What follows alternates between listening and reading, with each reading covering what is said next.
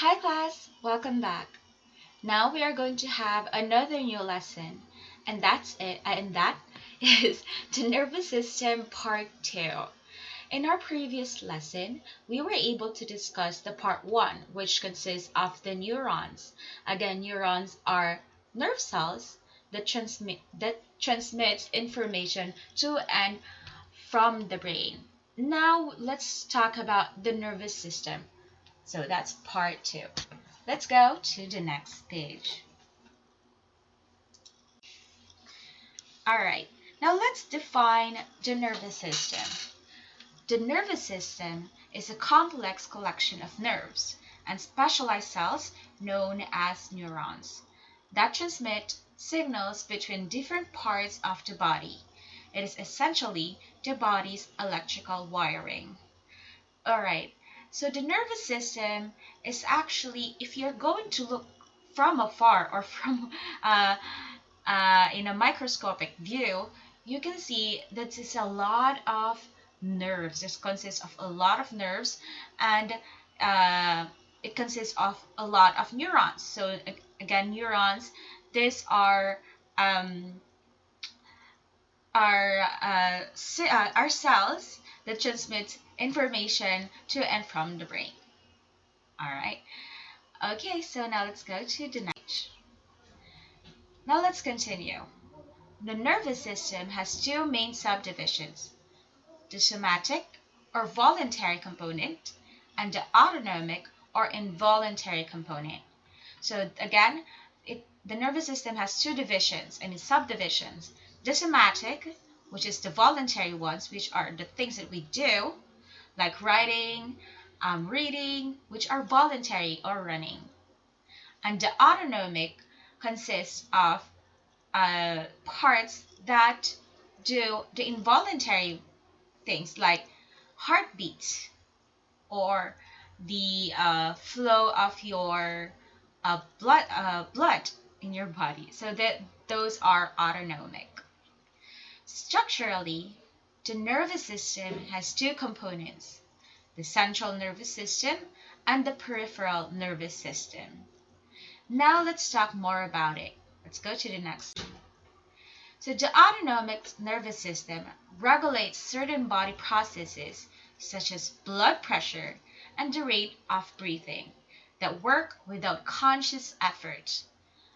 The autonomic nervous system works even you are asleep, even you are not conscious about it. These are the things that are automatic in our body. That's the autonomic nervous system. The somatic system or the somatic nervous system consists of nerves that connect the brain and spinal cord with muscles and sensory receptors in the skin.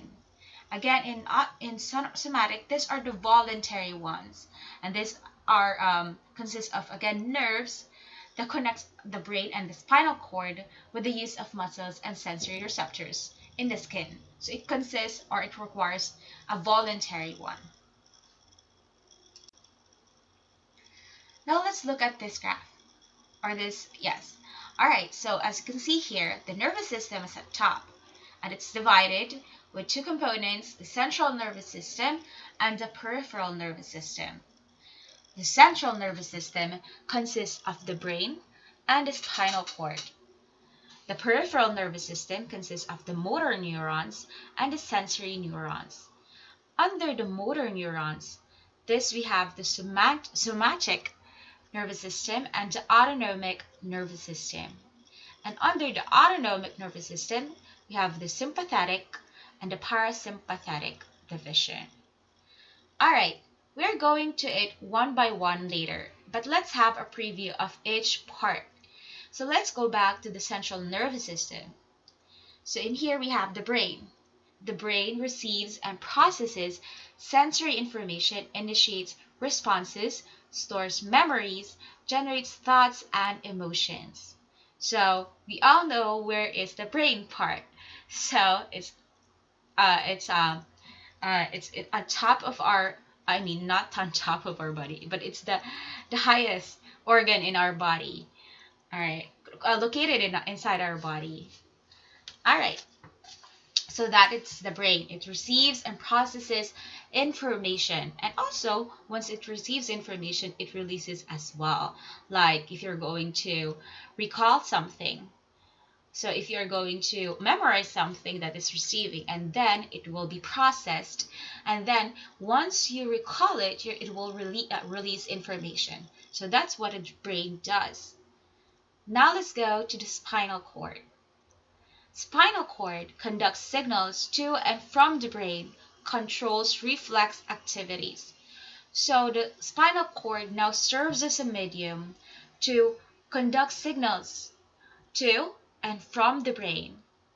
So the spinal cord is one is I believe every one of us is familiar with the spinal cord. It actually connects to the brain. So again, it serves as a medium.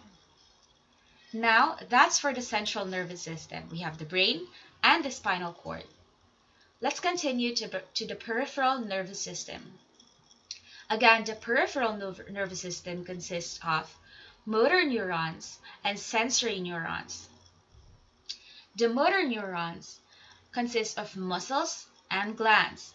So, I mean, yes, it connects the central nervous system to the muscles and glands. While the sensory neurons, these are sensory organs that connect to the central nervous system. So again, that's motor neurons and sensory neurons. Let's go to the motor neurons. Under motor neurons, that's what we're talking about. The somatic nervous system and the autonomic nervous system. Again, the somatic nervous system, this one requires voluntary movements. And the autonomic nervous system requires involuntary responses, like breathing, heartbeats, or blood pressure. Under autonomic nervous system, we have the sympathetic division and the parasympathetic division. The sympathetic division, these are the things that our body responds into a fight or flight condition. And the parasympathetic division, in here, it gives us the rest or digest. We will know more about that. Let's go to the next. Now, the central nervous system, like what I mentioned a while ago, composed of brain and spinal cord.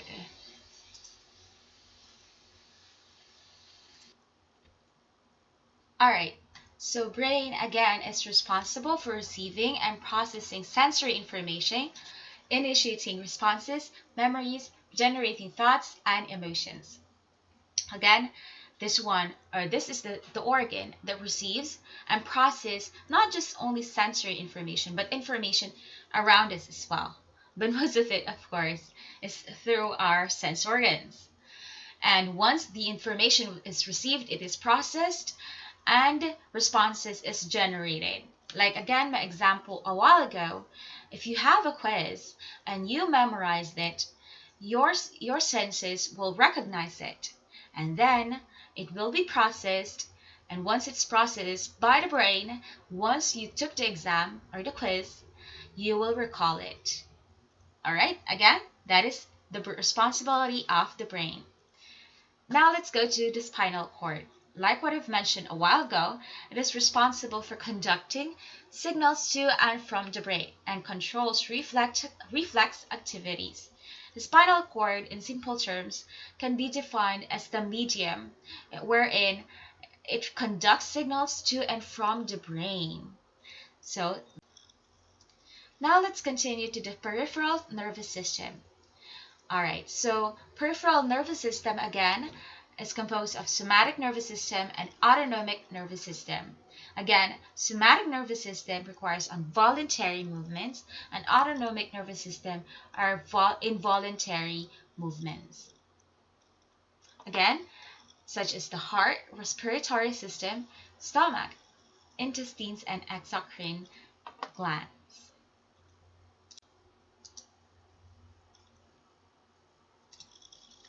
Now let's talk more about the brain. Let's talk about brain structures. The brain is made up of three interconnected layers. the central core, limbic system, and the cerebral hemisphere. Neuroanatomists prefer to divide it into hindbrain, midbrain, and the central core. Or let's talk about the central core. The central core is composed of the brainstem and the cerebellum. Now let's define brainstem. The brainstem is the structure that begins at the point where the spinal cord enlarges as it enters the brain, and it is made up of the following.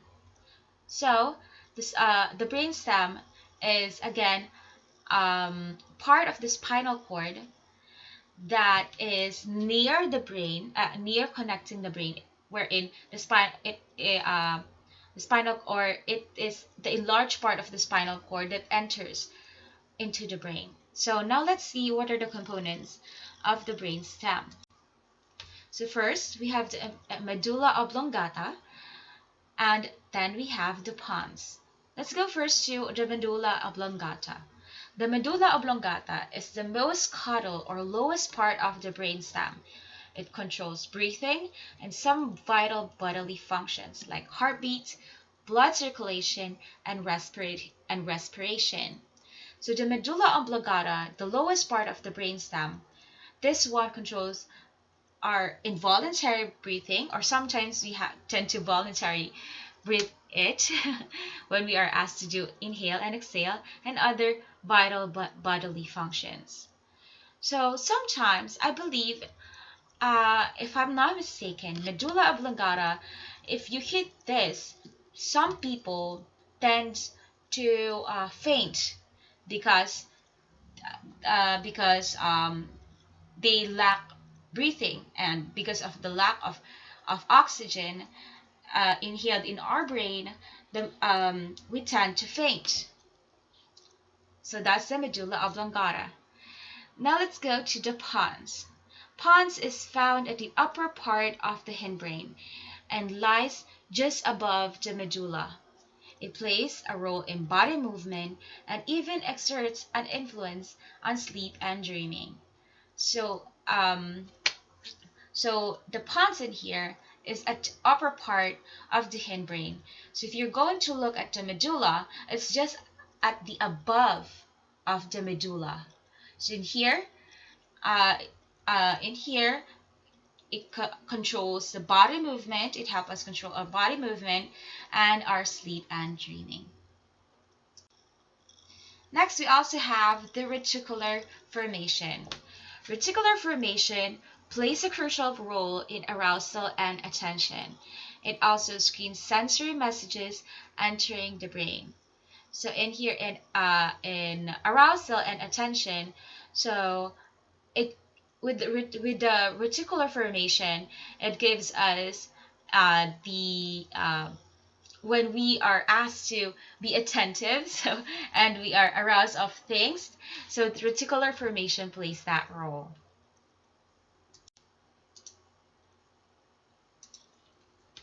Now let's go to the midbrain. Midbrain is the smallest region of the brain that acts as a sort of relay station for auditory and visual information. It also controls many important functions, such as the visual and auditory system, as well as eye movement. So midbrain in here is the smallest region of the brain. Alright, so it is the relay station for auditory and visual.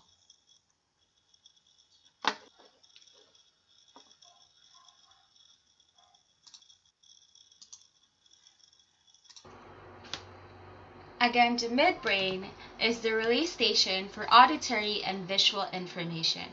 So basically, the main purpose of the midbrain is to relay information for both auditory and visual.